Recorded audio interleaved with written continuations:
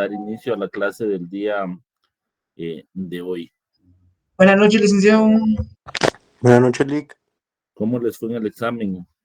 Buenas noches, Lick. Hoy es primero Hola, Dios. ¿Cómo creen que les fue en el examen? En lo personal no me fue tan bien, la verdad. Bueno, Solo usted sabe, Rick. fíjense que ya los tengo calificados. Yo creo que para el día viernes ya podemos ver notas. Vamos a ver, Erwin Rolando. Pues buenas noches, Lick. Pues en lo personal, Lick, sí, pues más o menos, no creo, no, muy bien, prácticamente, porque sí habían unas preguntas bien puntuales que no las pude responder de algunos términos, ¿verdad? Pero en lo que sí me fue malísimo fue en la prueba corta que hizo en el salón, Lick, porque a mí sí me agarró de sorpresa, prácticamente, así caído con los temas, ¿verdad, Lick? Ahí Muy sí me bien. pésimo, pero Bueno, ahí vamos. miren, en realidad les fue, yo diría que en general no les fue muy, muy bien. Entonces yo lo que los motivo es, primero, que se conecten a sus clases, porque si hay una diferencia notable entre las personas que no hicieron la prueba corta, que me imagino que fue porque no llegaron a las clases presenciales, y las personas que sí lo hicieron. En relación a lo que decía Erwin, en la prueba corta, aun cuando a la mayoría le fue mal, a todos traté de darles entre 3 y 4 puntos para ayudarlos a subir un poquito su nota. Ahora, obviamente, los que no se examinaron, pues sí no pudimos hacer nada con ellos. Hay notas desde muy bajas, hay una nota, la más baja, de 2 puntos sobre 30, y hay una nota bastante buena que es de 25 sobre 30. Entonces, pues yo creo que sí. Hay otras notas de 22 bastante buenas. El examen realmente no venía complicado, y el problema que yo veo de ponerles evaluaciones más fáciles, por ejemplo, de falso y verdadero, es que muchos compañeros, pues como eran 5 preguntas de falso o verdadero, se fueron o por todas verdaderos o por todas falsas, como calculando a ver qué era la respuesta correcta. Entonces, no se trata de eso, sino se trata de que aprendamos. Yo insisto, si ustedes se conectan a sus clases, si toman nota de lo que les decimos, si leen, realmente no les dejé leer para el nivel en que ustedes están, pues no les dejé leer mayor cosa en cuanto a términos legales. Los artículos constitucionales que les di fueron puntuales, los preámbulos fueron puntuales, no les dejé leer toda la Carta de Naciones Unidas, sino únicamente solo el preámbulo. Sí, son 7 principios secundarios, ya lo verifiqué. Y si quieren, antes de que iniciemos, vamos a responder así rápidamente el examen para que ustedes se den cuenta que realmente no eran preguntas complejas, sino era de que ustedes pusieran atención y que hayan pues, se hayan conectado. Y vamos a ver si puedo proyectar el examen, solo en un poquito de tiempo.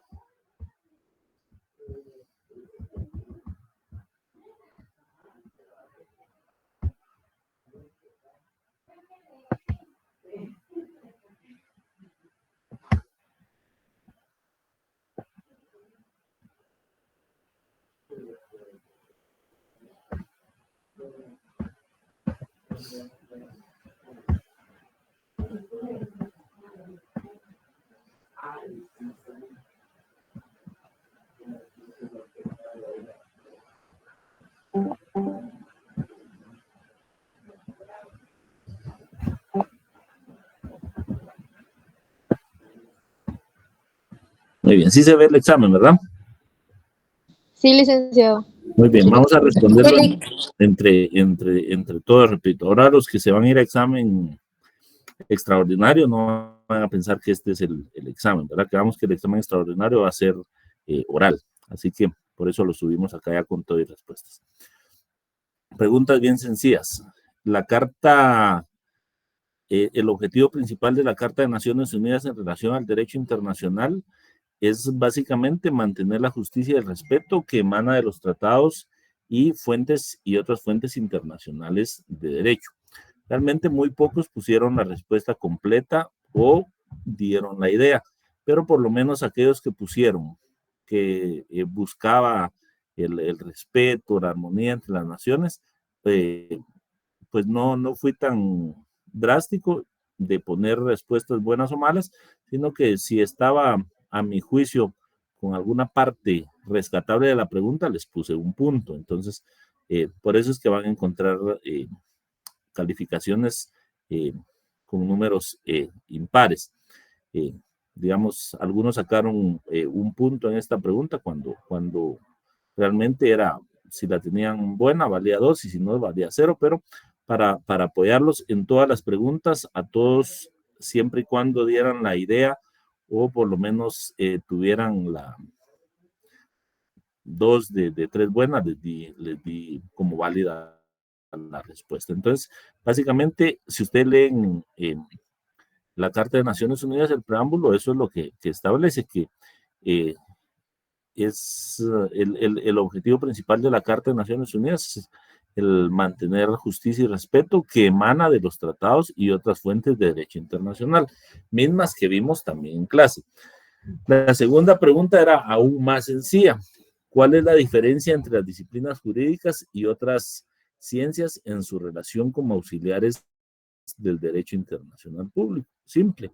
Las disciplinas jurídicas pertenecen a la ciencia del derecho y las otras ciencias son autónomas.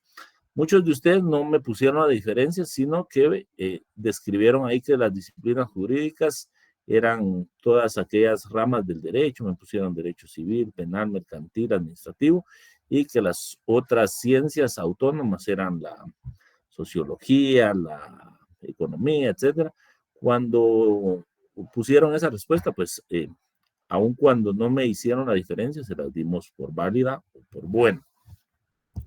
Luego, esta era otra pregunta bastante sencilla y en esta creo que apoyé a algunos de los que estaban ahí porque la tenían mala cuando estaban contestando, y es: menciona 3 formas que generan opinión pública como fuente secundaria de derecho internacional. Eso pusimos los ejemplos en clase y mencionamos que lo que genera opinión pública en la actualidad es todo aquel contenido que se genera en televisión, en radio, en redes sociales o en las distintas plataformas en donde se expresan opiniones.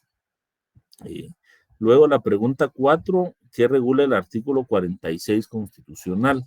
En la respuesta es que los tratados y convenciones aceptados y ratificados por Guatemala en materia de derechos humanos tienen preeminencia sobre el derecho interno. A los que solo pusieron que tenía preeminencia sobre el derecho interno, se les puso un punto, y a los que pusieron lo esencial de la respuesta de este artículo, que era que en materia de derechos humanos, pues la tienen correcta, es decir, tienen los dos puntos. Pero me encontré ahí con algunas respuestas que no tenían relación con lo que habíamos visto en clase. No sé de dónde sacaron algunas respuestas. Luego, la pregunta 5. El análisis del derecho interno y el derecho internacional para establecer si constituyen un ordenamiento o son ordenamientos jurídicos distintos. Ese vimos que se puede analizar desde desde varios puntos de vista, y nos centramos específicamente en 4 que varias veces los anotamos en la pizarra y eran la respuesta correcta: doctrinarios, constitucionales, filosóficos e internacionales. Muchos aquí me pusieron monista y dualista. Eso no tiene nada que ver con lo que se les estaba preguntando. La 6ª pregunta, que esa pues también creo que apoyé a algunos que estaban ahí, la mencionamos varias veces en clase, que a quién le corresponde la codificación del derecho consuetudinario a efecto de que la costumbre constituya la fuente principal del derecho internacional público. Ahí mencionamos que por medio de la Asamblea General, la ONU designa 25 juristas que con el apoyo de las universidades de Derecho de Harvard y Oxford van codificando todo el tipo de costumbres, pero por ahí me encontré unas respuestas que me pusieron que era la Corte de Constitucionalidad, otros me pusieron que era los pueblos indígenas, entonces pues ahí no había forma de ayudarlos. A los que pusieron por lo menos que eran por 25 juristas designados por la Asamblea General de la ONU, se las pusimos buenas, y otros simplemente ponían que le correspondía a la Corte Internacional Penal. Eso fue otro tema aparte que hablamos. Luego, en la evolución histórica del derecho internacional, explique brevemente qué consiste la primera y la segunda escuela. Ese creo que la mayoría la tuvieron buena. Hay unos que sí se ve que se la copiaron porque escribieron exactamente lo mismo, pero igual se las pusimos buenas. La primera escuela enfoca el origen haciendo coincidir el surgimiento del derecho internacional con los estados más antiguos, y la segunda enfoca su origen en la formación de los estados modernos europeos del siglo XVI, y los artículos, que esos los leímos en clase también, que regulan lo relativo al estado y sus elementos están contenidos en el artículo 140, 141, 141, perdón, 140, 40, 141 y 142. Si pusieron uno o dos, que se las pusimos buenas, pero algunos pusieron el artículo 1, el artículo 2, no sé dónde sacaron el artículo 73 algunos, y creo que alguien puso un artículo que no está contemplado en la Constitución. Creo que rebasó la cantidad de artículos que tiene la Constitución, entonces ahí, pues obviamente no les podíamos poner, digamos, algún punto. Luego la pregunta 9, acá están las 7 respuestas, ahí algunos me preguntaron y vine a verificar, efectivamente en el libro y en el material con el que yo me apoyé, son la jurisprudencia, la doctrina, los principios generales de derecho, fuentes posibles, la equidad, el jus cogens y la opinión pública. Esa hubo un 50% de ustedes que la tuvo buena. ¿Y qué otro nombre recibe el jus cogens? Dijimos que era derecho imperativo. Entonces, si ustedes se dan cuenta, pues eran preguntas bastante sencillas de los temas que vimos en clase, nada rebuscado, sino temas que estuvimos recalcando en la clase. Luego, en las de falso y verdadero, pues ahí la primera era verdadera, la segunda falso, la tercera verdadera, la cuarta falso y la última era falso. Entonces, creo que algunos lograron sumar unos puntos en esta porque se fueron adivinando. Entonces, como eran dos verdaderas y 3 falsos, los que pusieron todos verdaderos, pues tuvieron dos buenas, y los que pusieron todos falsos tuvieron tres falsos. Pero yo sí quiero motivarlos a que respondan, digamos, tratando de hacer un poquito más de análisis de lo que han aprendido, porque muchas de estas preguntas son más que de conocimiento, son de lógica, pero sí necesito, por favor, háganlo por ustedes, que estudien. Sí, Ingrid, Mercedes. Buenas noches, Lick. Yo lo digo por mí, yo le agradezco mucho este repaso del examen, pero también le quiero decir de que la verdad de que la virtualidad sí nos ha afectado. Pues es el segundo licenciado que nos dice lo mismo, ¿verdad? Pero creo que sí nos ha afectado bastante. Le agradezco bastante el apoyo de igual manera, pero sí creo que es como que estamos empezando de nuevo y realmente sí nos está costando un poquito, pero esperemos que nos podamos adaptar. Nada más. Muy bien, gracias. No, y en efecto, pues de lo que tratamos es de apoyarnos. Nosotros entendemos que es distinto el tipo de educación virtual que ustedes recibieron. Creo que ustedes son del grupo del 2020 que inició la carrera, uno de los primeros, creo que un mes presencial, y luego se quedaron de manera virtual. Sin embargo,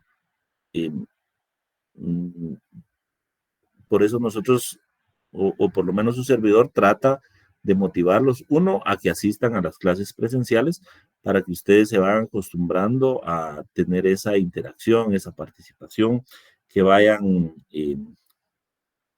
desarrollando su lenguaje jurídico, su expresión, su participación, porque al final, pues la carrera de eso se trata.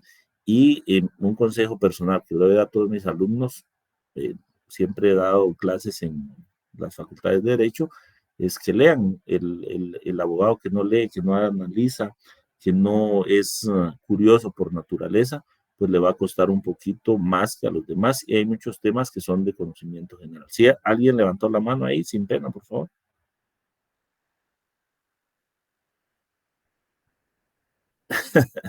No, ya no. Cintia. Vamos a ver, Buenas noches, Cintia y licenciado. luego Sebastián, hola. Con respecto a la pregunta número 5, sí, recuerdo que era la 5. Usted decía que la respuesta era doctrinario, filosófico, internacional. Yo me confundí porque en la forma en que redactó la pregunta decía ahí desde puntos de vista, y aparte decía que el derecho internacional y derecho privado se podía hacer solo. Me daba a mí la interpretación de que si podía ser uno o dos, entonces yo lo asocié con la escuela dualista y la escuela monista. Ajá. Y en mis apuntes usted nos decía de que el derecho internacional y el derecho interno se ve desde 4 aspectos, entonces yo me guié. Los 4 aspectos sería el aspecto doctrinario, filosófico, internacional. Entonces cuando yo leí la pregunta yo dije, no puede ser esa. Y como dijo puntos de vista, entonces yo me fui por las escuelas. Sí, no creo que no creo que esté mal redactada la pregunta, sino tal vez pues confundimos los términos, ¿verdad? Pero pues la respuesta correcta era porque ahí claramente dice que desde qué puntos de vista se ha estudiado, no qué escuelas o qué criterios se utilizan, porque ahí claramente les establecí que si era de una o dos ramas, pero el objetivo de la pregunta era establecer los puntos de vista desde los cuales los estudiosos del derecho lo han abordado. Juan Sebastián Tejeda. ¿Qué tal, Lick? Hola, Juan. Primero que nada, también agradecerle también por tomarse el tiempo de volver a revisar el examen, a pesar de ya haber pasado esas fechas que tal vez para muchos fueron bastante pesadas. Y segundo, también agradecerle porque a comparación de muchos otros docentes, creo yo que la cantidad de contenido que usted le metió al examen realmente no era tan pesado como lo habían hecho otros docentes. Yo en lo personal, ahorita con la revisión creo yo que no me fue tan bien, pero a pesar de eso también agradecerle porque pues no nos puso la cantidad de temas que venían a comparación de tal vez muchos compañeros que veíamos que leían y leían el libro, y realmente usted fue bastante puntual en lo que iba a venir, y pues agradecerle. Gracias, Juan. Sí, efectivamente, se los dije desde el inicio, pues lean el libro por conocimiento general, pero para efectos de examen yo únicamente les voy a preguntar lo que vayamos viendo en clase. Robin Barán. Buenas noches, licenciado. Gracias. Solo mi consulta era si siempre vamos a tener como referencia el libro del licenciado Chaita, disculpe. Sí, el mismo. Ok. Muchísimas gracias, licenciado. Le vamos a poner un poquito más de énfasis y, por supuesto, pues, poner un poquito más de atención en sus clases, licenciado. Muchas gracias. Muy bien.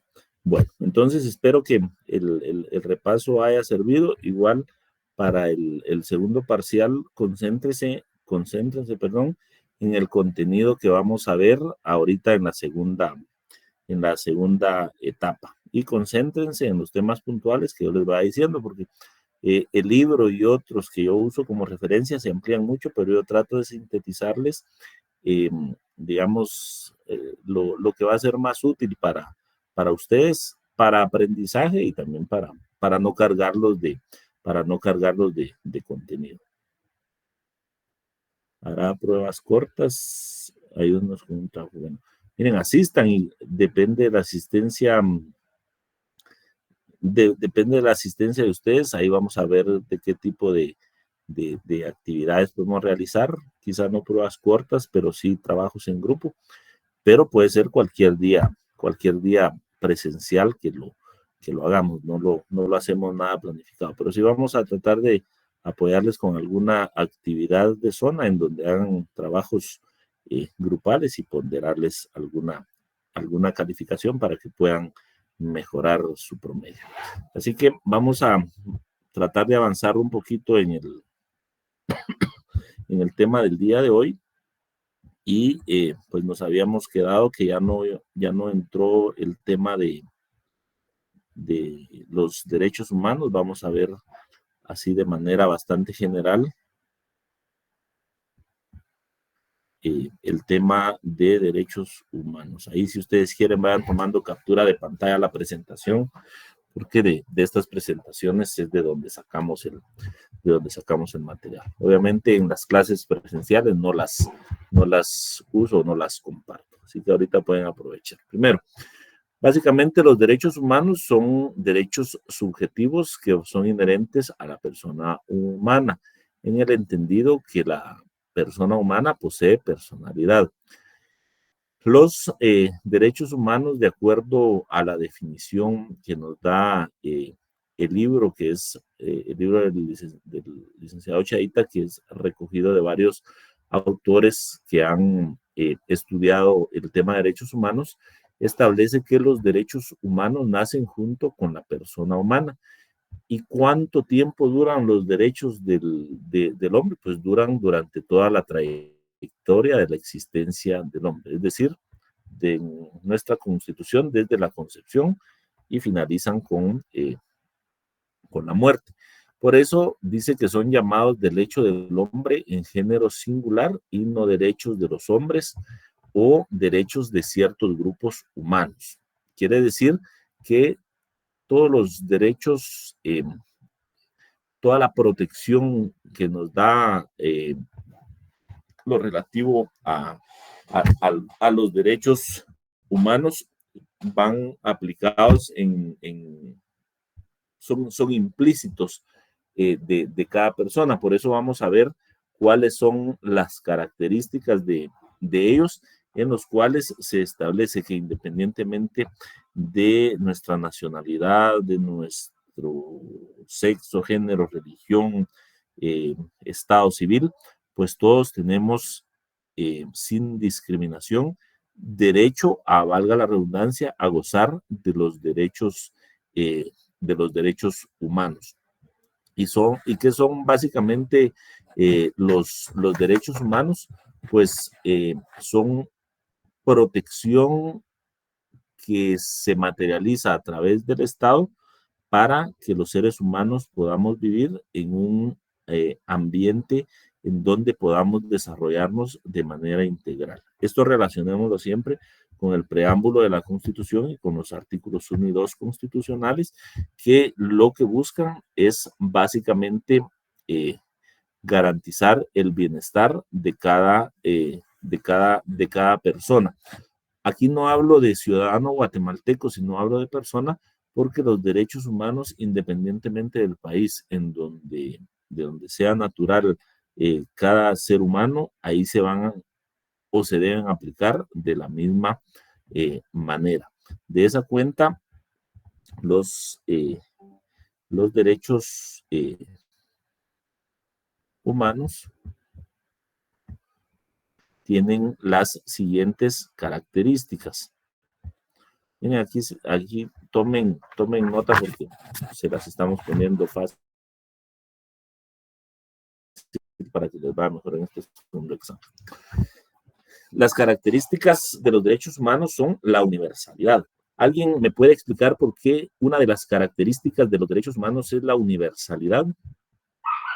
Licenciado, buenas noches, porque aplica a todo ser humano por el único hecho de ser humano, ¿verdad? Muy bien. Magalí levantó la mano también.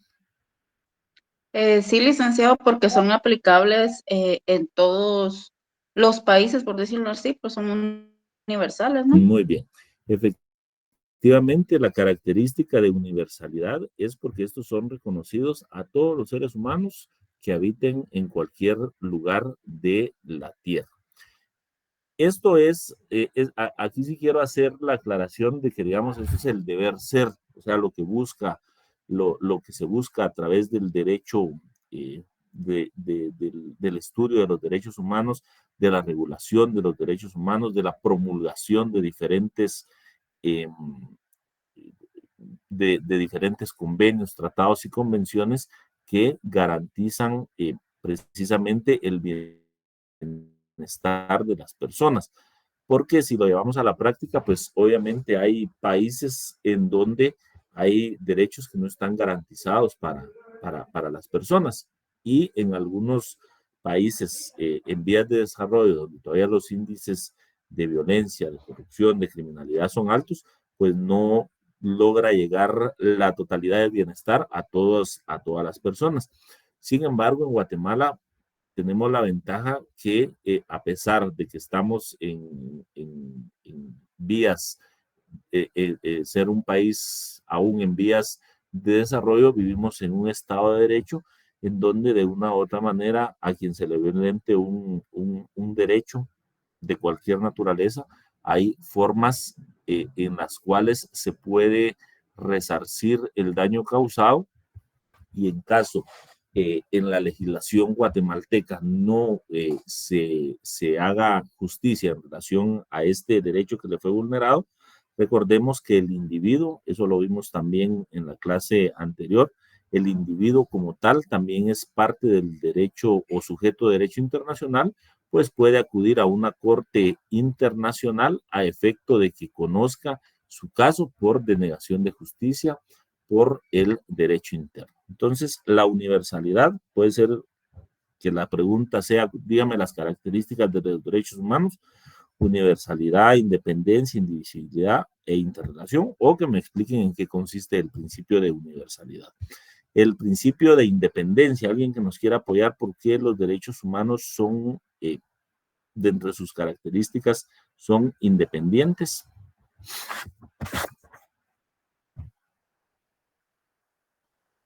¿Quién nos quiere apoyar con esta? Vamos a ver, Cristian. Buenas noches, Lick. Fíjese que podría indicar que no depende de otras situaciones, se podría decir. Ajá. O sea, es autónomo, por decirlo así. Muy bien, ¿alguien más? Porque no depende de ninguna otra rama ni de ningún otro derecho, licenciado. Muy bien, ¿alguien más?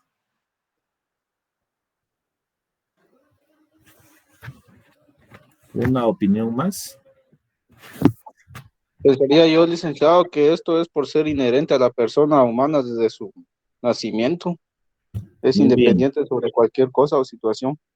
Muy bien, efectivamente, pues todas las respuestas son correctas. Son independientes porque este tipo de derechos no dependen de ninguna persona, no dependen de ninguna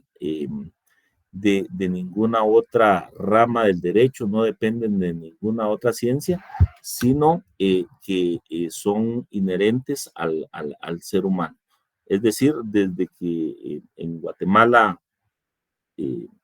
que se reconoce a la persona humana desde la concepción, desde ahí empieza a aplicar esa independencia de los derechos humanos, porque no hay ninguna condicionante para que el no nacido o la persona ya nacida deba y pueda ser beneficiada con los derechos que le garantiza la Constitución y todos los tratados internacionales relativos a derechos humanos, de los cuales es signatario Guatemala.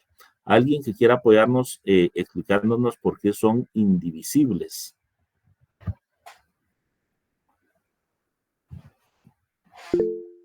Noé. Licenciado, pienso que son indivisibles porque no se pueden dividir. Pues yo tengo un 50% de derecho a la vida y 50% otro. ¿Va? Lo puede acceder, digo yo. Muy bien. Efectivamente, fíjense que Eduardo nos dio Eduardo nos dio la respuesta correcta.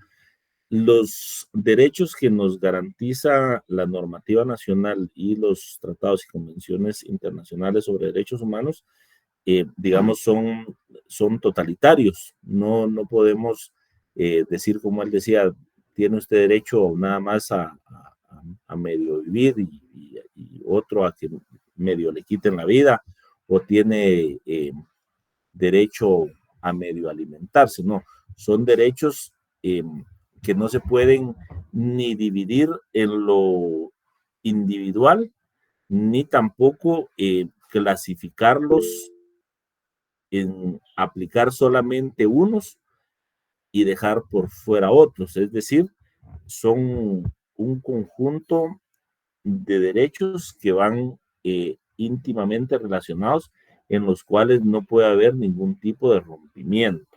Erwin Rolando. Sí, una consulta ahí. En el caso del Medio Oriente, del Islam y todo eso, que ahí sí quebranta esa como que indivisibilidad.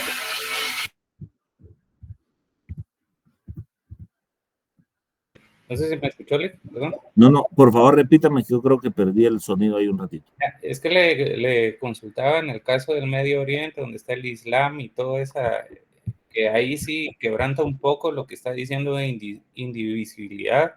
Ahí cómo aplicaría o cómo podríamos transponer estas características.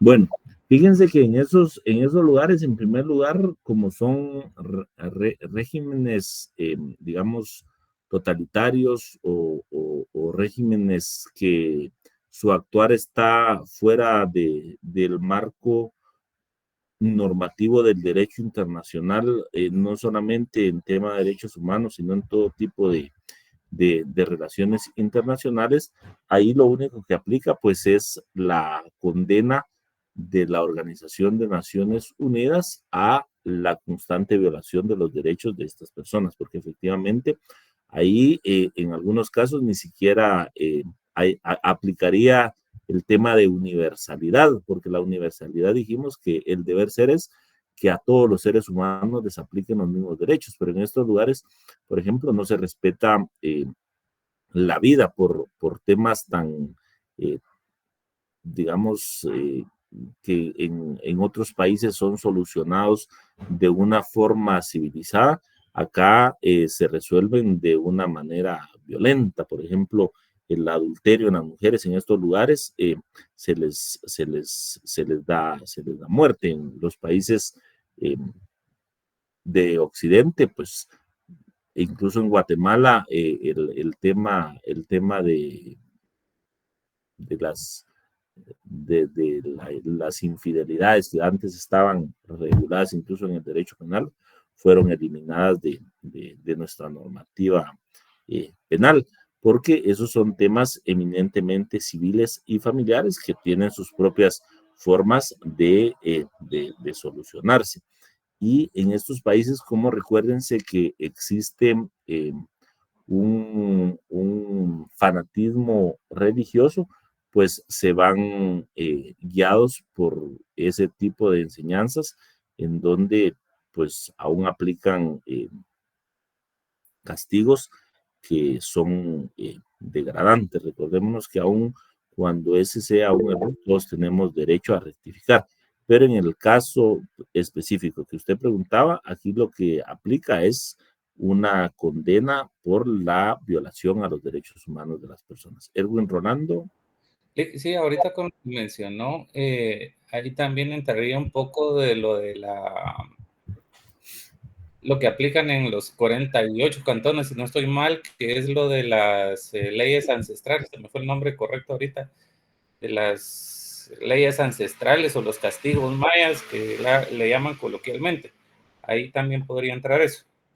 Sí, fíjense que ahí es un poquito delicado, digamos, no quiero entrar mucho a tocar ese tema porque, digamos, eso es, en una sociedad como Guatemala todavía estamos un poquito polarizados, pero efectivamente cualquier tipo de castigo que lesione la integridad física de las personas, pues entra dentro de la violación a a la dignidad humana, porque recuérdense que en estos casos muchas veces no se respeta el debido proceso que está regulado en la propia Constitución de Guatemala. Y ahí entra una pregunta: ¿qué pasa si, digamos, alguno de nosotros va de visita a uno de estos lugares en donde nosotros no somos parte de las costumbres de ahí y alguien nos señala de cometer algún delito o alguna falta? ¿Es justo o están ellos en su derecho de aplicarnos, por ejemplo, azotes o que nos exhiban desnudos en público? No sé qué tipo de castigo. Entonces, desde mi concepción, pues si hay violación a los derechos humanos de las personas en cuanto a su dignidad. Pero, pues, digamos, habría que entender y comprender un poquito más el derecho, el derecho indígena y las costumbres que se rigen en estos lugares, ¿verdad? ¿Alguna otra pregunta? Bueno, si no pasamos ya vimos que son indivisibles, y la interrelación, esto va enfocado a que un derecho va conectado con otro, es decir, todos van íntimamente relacionados. Vamos a poner un ejemplo: para tener derecho a la vida, tenemos que tener derecho a la alimentación, tenemos que tener derecho a la seguridad, tenemos que tener derecho al trabajo, porque si no tenemos esos otros derechos, obviamente nuestra vida va a verse de alguna forma en peligro. Y eso lo vamos a aplicar, por ejemplo, a los niños. Si un padre de familia no tiene un trabajo digno para darle la alimentación adecuada, obviamente ese niño lo más seguro es que entre en un estado de nutrición y eso lo lleve a la muerte. Recuérdense que Guatemala es un país donde todavía son altos los índices de mortalidad infantil a causa de la desnutrición. Entonces, por eso es que dice que los derechos humanos van interrelacionados, porque uno va generando el apoyo al otro o va complementando al otro derecho para que todos de manera integral puedan lograr lo que establece la norma nacional e internacional, que es el bien común y el desarrollo integral de las personas. Y cuando hablamos de desarrollo integral, ya mencionamos en alguna oportunidad que es el crecimiento de los niños, niñas y adolescentes con la mayoría de satisfactores en donde se pueda garantizar su salud física y su salud mental. Entonces, esas son las 4 características de los derechos humanos. Ya tomaron captura de pantalla. Vamos a pasar ahora con las denominaciones de los derechos humanos. Esta puede ser una pregunta también. ¿Qué otra denominación tienen los derechos humanos? Bueno, también se les llama derechos naturales porque son inherentes a la vida del hombre, y la vida del hombre emana de lo natural, es decir, del ciclo de vida natural que es que inicia con la concepción a través de la unión de un hombre y de una mujer. Son derechos innatos porque ya vienen con el ser humano. Son derechos fundamentales porque no se le puede denegar a ninguna persona, y son derechos individuales porque, como ya vimos, son aplicados a todos los seres humanos. Este derecho individual tiene relación con la universalidad. Solo denme un par de minutos, pero no se van a desconectar.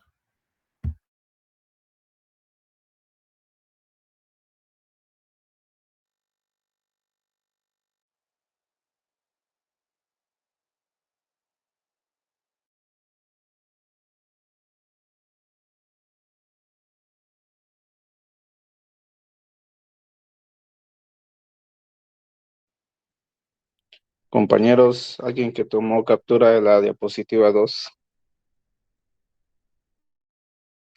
Ahí las comparto al terminar la clase. Gracias.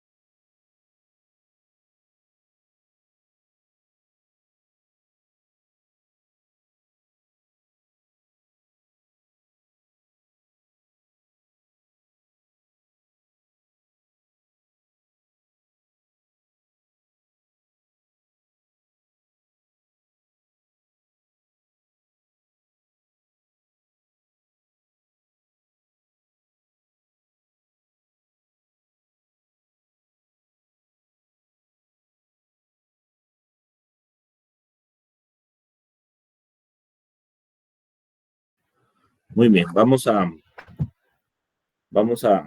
continuar.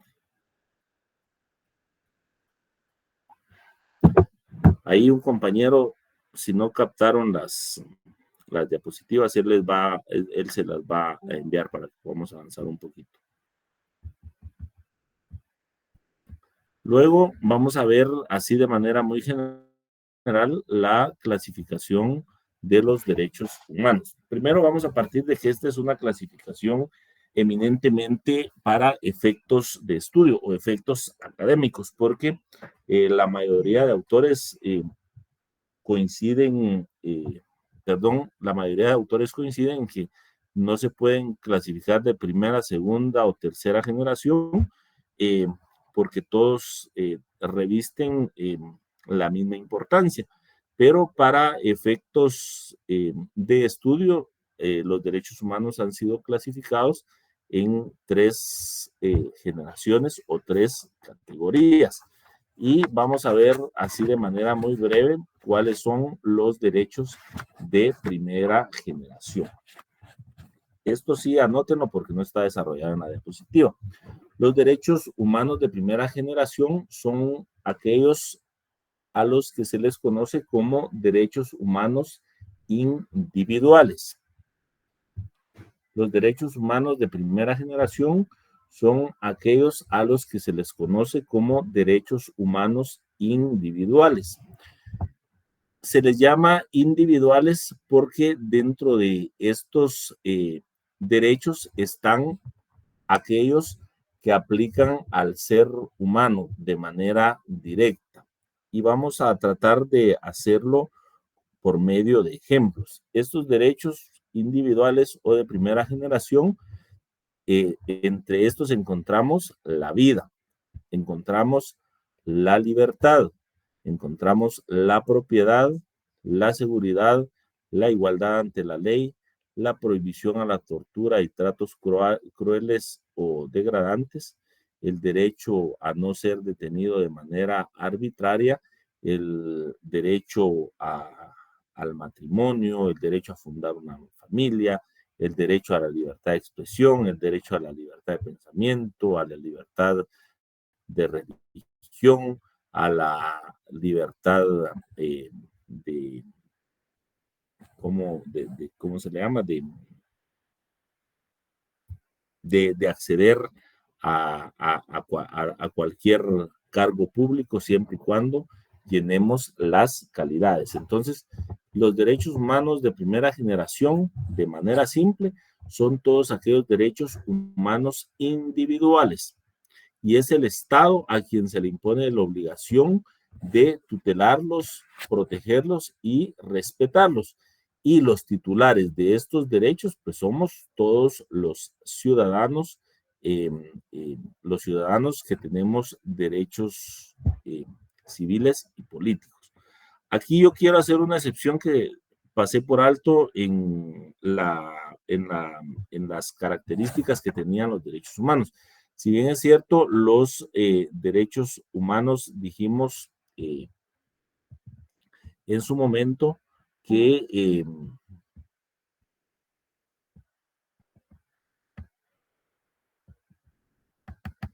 vamos a retroceder aquí para explicar. Dijimos que eran universales, independientes, indivisibles y que están interrelacionados, es decir, que debe aplicarse y respetarse a todas las personas. Esto no significa que estos sean absolutos, siempre va a haber una excepción. ¿Y a qué nos referimos? Por ejemplo, en los derechos humanos de primera generación, veíamos que uno de los derechos que tiene el ser humano es el derecho a la libertad, pero la libertad no es un derecho absoluto. ¿Cuál es la excepción a la libertad, en donde una persona que goza de libertad se le pueda vedar o a través del poder punitivo del Estado se le pueda coartar este derecho? ¿Alguien que nos ponga un ejemplo? Cuando es vencido en juicio, por un delito. Muy bien, efectivamente, cuando una persona es detenida orden de juez competente o por delito flagrante, y en los casos en donde no aplica alguna medida sustitutiva, pues se le impone una medida restrictiva de la libertad y son enviados a prisión preventiva. Y en los casos, como decía el compañero, que finalmente sea citado, oído y vencido en juicio y su sentencia quede firme y ejecutoriada, pues tendrá que cumplir la pena de prisión que se le imponga, y entonces ahí es donde este derecho tiene su excepción, pero no es porque el Estado no lo quiera garantizar, sino porque su conducta hizo que el Estado tuviera que intervenir para restringirle este derecho, toda vez que él infringió una norma de carácter penal. La vida en la Constitución pues era otro derecho que en algún momento no era absoluto. Sin embargo, como vimos a partir de que Guatemala ratificó el Pacto de San José y que se recomendó que ya no se aplicara la pena de muerte, pues a muchas personas que habían sido condenadas a la pena de muerte, se les modificó por las penas de prisión más alta para el delito que habían cometido. Entonces, todos los derechos tienen una excepción.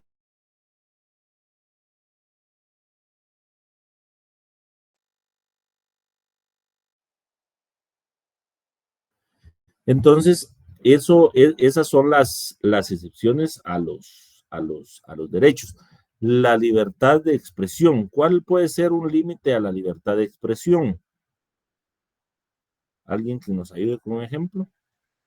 Podría ser la persecución que puede sufrir por lo que expresa. Por lo que le pasó. Un claro ejemplo podría ser con el periodista Zamora, Alex. Pero él entiendo que él está siendo procesado por un delito de lavado de dinero. Bueno, aunado a ello, pues se le adjudicó eso, pero desde un principio fue por la libre emisión del pensamiento, ¿va? Mi opinión, ¿vale? No sé qué. Sí, bueno, vamos a... Sí, lo que pasa es que, fíjense que por eso, vean qué importante lo que decía el compañero, los medios generan opinión. Digamos, la libertad de expresión, ¿cuáles son sus límites? Cuando dentro de esa libertad de expresión nosotros entramos al tema de la calumnia, de la difamación, ahí ya se impone un límite, porque si bien es cierto, nosotros tenemos derecho a expresarnos libremente, pues lo que nosotros expresemos no tiene que violentar el derecho de otro. A ver, Víctor Ludwig. Tal vez sería la limitación y la alteración de los medios, Lick. Ajá. Muy bien. Sí, porque lo limitan a uno a poder expresarse, y cuando hablo de alteración, que solo publican lo que más les favorece, ¿verdad? Muy bien, exactamente. Ahí volvemos a lo mismo de que los medios generan y posicionan opinión. Muy bien, Víctor. A ver, Ashley. Lick, según el artículo 35 constitucional, dice que quien en uso de esta libertad faltar el respeto a la vida privada o a la moral será responsable conforme a la ley. Muy bien, efectivamente. Y vean ahí lo importante, porque digamos ahora con la polarización, con la conflictividad que ha habido en el país, independientemente, pues se respeta la postura que cada uno tenga. La compañera acaba de leer algo bastante importante.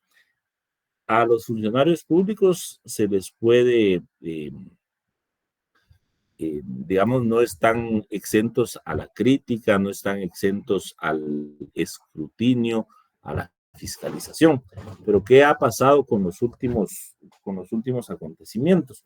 Varios, no sé si son periodistas o no, pues ahora se dan cuenta ustedes que publican, y no solamente pasa con funcionarios, puede pasar con cualquier ciudadano, se empiezan a publicar datos que son privados, por ejemplo, las direcciones de las personas, los teléfonos de las personas, los lugares en donde trabajan sus familiares, en donde estudian sus hijos.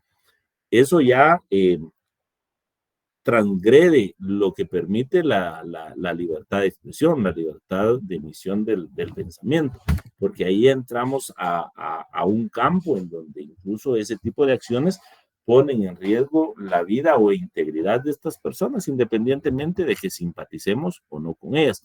Y el peligro de que nosotros aceptemos y demos por válidas estas situaciones es que en algún momento, no por ser funcionarios, sino por la irresponsabilidad de alguna persona que quiera hacernos daño, pueda hacer lo mismo con nosotros. Y de esa cuenta, nosotros debemos de ser muy cuidadosos con las fuentes que consultamos para no dar crédito a todo lo que se dice. Sí debemos de formarnos nuestra opinión, pero debemos de ser muy cuidadosos de las fuentes que consultamos, porque ahora a través de la tecnología de la web, en donde pues todos tenemos derecho a emitir opinión, hay información que no es cierta y de esa cuenta se genera mucha información falsa, muchas teorías conspirativas, mucha desinformación. Pero muy importante el artículo que leía la compañera. ¿Alguien más? Bueno, entonces ya vimos cuáles son las limitaciones, es decir, la libertad nosotros mismos la podemos restringir si cometemos un delito. Podemos ver, no hay que ver mucho TikTok, dice. Un ejemplo muy claro y reciente, vamos a ver, yo sé que ustedes, y hablando de TikTok, ¿qué pasó el sábado después de un concierto? Una persona le quitó la vida a 3 personas. Esta persona gozaba de su derecho de libertad, pero desde el momento en que él hay indicios de que accionó un arma y posiblemente sea responsable de haberle arrebatado la vida a 3 personas, a 2 hombres y a una señora embarazada, desde ese momento el derecho a la libertad le es restringido, pero como consecuencia ¿de qué? De un delito.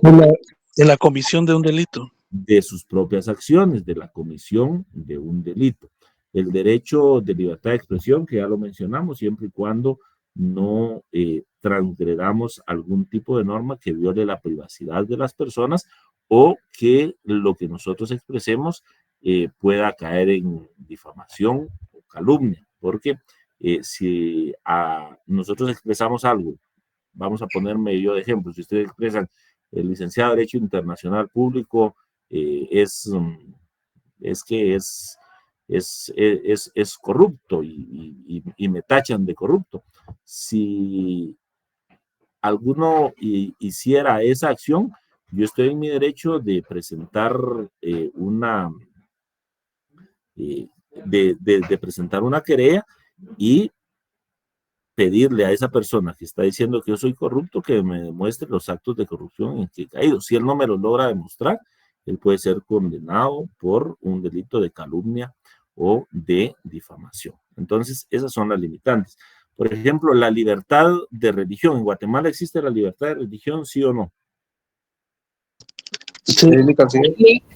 Existe, pero también es un derecho que no es absoluto, tiene límites. ¿Cuáles son esos límites? Uno, que no atropelle los derechos de las otras personas. Y eso sucede bastante en el interior del país y también en algunos lugares de aquí de la ciudad, en donde algunas iglesias violentan el derecho que tienen las personas a vivir en paz y en tranquilidad, porque, digamos, hacen cultos o hacen actividades religiosas en donde se pone un volumen demasiado alto a sus equipos de sonido y eso, esas actividades muchas veces duran más allá de la medianoche y entonces se interrumpe la paz y la tranquilidad del vecindario en donde están ubicadas sus iglesias. E incluso para el nivel de sonido existe una cantidad de decibeles permitida a efecto de que esa libertad de culto que existe no vaya a vulnerar el derecho a la paz y a la tranquilidad de las otras personas que no comulgan con esa religión. Creo que hay un ejemplo, alguien, vamos a ver, los católicos con las procesiones cierran calles y avenidas sin dejar el paso a vehículos. Bueno, entiendo que ya viene esa época también, ¿va? Bueno, pero digamos, al punto que yo quiero llegar es que todos los derechos no son absolutos, sino tienen siempre limitaciones. No sé si ustedes lo recuerdan, pero por ejemplo, una iglesia que se hacía llamar iglesia satánica o satanista, que iba a hacer una actividad en Guatemala, hace algunos años se le canceló su actividad. ¿Por qué? Porque nuestra constitución, independientemente del credo o la religión que profesemos, recordemos que la invocación hacia quien la inicia invocando el nombre de Dios. Entonces era contraproducente y contradictorio de que se diera cabida a una actividad en donde se iba a ver vulnerada y lastimada la creencia de las personas católicas o evangélicas que creen en Dios. Entonces, esas son las limitaciones que tienen este tipo de derechos. No sé si tienen alguna otra duda, y si no, pues vamos a dejar el viernes, que la clase siempre va a ser virtual, para terminar de estudiar los derechos humanos de segunda y de tercera generación, y vamos a avanzar con otros temas, porque yo creo que este segundo ciclo es bastante corto. Vamos a abarcar un poquito más de contenido, pero vamos a hacerlo así bien, a sacar lo esencial para que ustedes aprendan, pero que tampoco tengan un examen tan cargado de contenido. Recuérdense que este segundo examen vale 40 puntos, así que ahí ya tienen, creo que 3 diapositivas. El viernes voy a volver a usar diapositivas. Pueden tomar nota, pueden hacer captura, y obviamente de estas y de las explicaciones que demos van a ser las preguntas. El viernes vamos a ver si ya tenemos notas y las publicamos, y ahí ustedes van a poder ver cómo les fue. El examen sería el 5 de abril. Sí, tenemos prácticamente 3 semanas para avanzar en el contenido, así que el día viernes y la próxima semana, que es presencial, por favor no falten a la clase. Ahí vamos a abarcar bastante contenido, vamos a dar tips para su segundo examen. Me da mucho gusto saludarlos, espero que los 116 que se examinaron estén presentes en la clase virtual el día viernes y asimismo en la clase presencial. Que tengan todos muy buena noche y buen provecho. Gusto saludarlos. Mucho. Buenas noches, maestro.